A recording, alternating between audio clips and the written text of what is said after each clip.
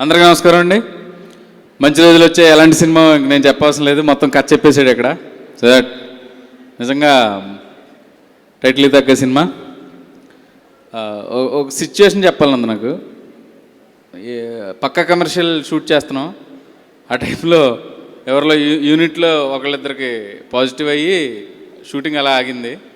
ఆగిన తర్వాత ఒక 4-5 రోజులకి లాక్డౌన్ అన్నారు. నేను మా ఊరు వెళ్ళా అంతర్వేది, ఒక 2 months అక్కడే ఉన్నా. రోజు మారుతి గారు సడన్గా ఫోన్ చేశారు, ఎక్కడున్నావు సార్? ఇక్కడ సరే వచ్చేయి సార్, ఇంకా ఈ నెల 15 దాటితే కొంచెం ఫ్రీ అవుతుంది అంటున్నారు సార్. అంటే ఏం పర్లేదు రా, నీకు రాదు నీకు రాదా? సరే ఓకే బయలుదేరి వచ్చాను. షూటింగ్ స్టార్ట్ అయింది June 5th అనుకుంటా నాకు తెలిసి. అవునా, నేను ఏదో నాకు తెలుసు ఊరికి అలా నాకు తెలిసాను అంటే ఒకవేళ ఏమన్నా డేట్ అటు ఇటు అయితే అడ్జస్ట్మెంట్ ఉంటుందని. అవును నువ్వు June 5 నేను ఉంటా. నేను ఒక 9th ఎప్పుడు ఎంటర్ అయ్యాను. అప్పటి వరకు ఒక 2 months ఇంట్లో 4 గోడల మధ్యన మహా అయితే పిల్లలు వైపు అలా ఉన్నట్టు 135 మంది ఉన్నారు అక్కడ.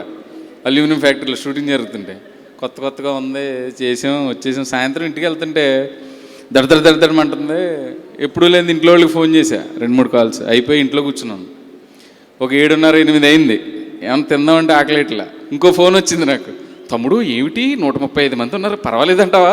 పీడీ గారు ఏమంటే నేనే ఇక్కడ భయపడి చేస్తుంటే మీరు నాకు ఫోన్ చేసి.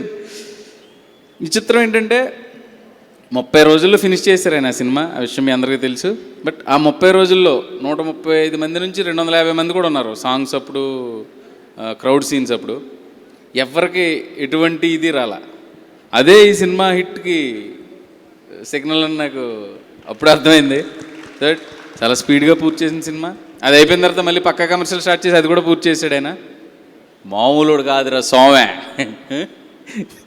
So thank you Maruthi sir, మీతో మా జర్నీ ఇలాగే కంటిన్యూ అవ్వాలి. ఈ సినిమా దీపావళి కనుక 4వ తారీఖున రిలీజ్ అవుతుంది. మీరు అందరూ సూపర్ సక్సెస్ చేయాలి, చేస్తారని కోరుకుంటున్నాం. Thank you so much.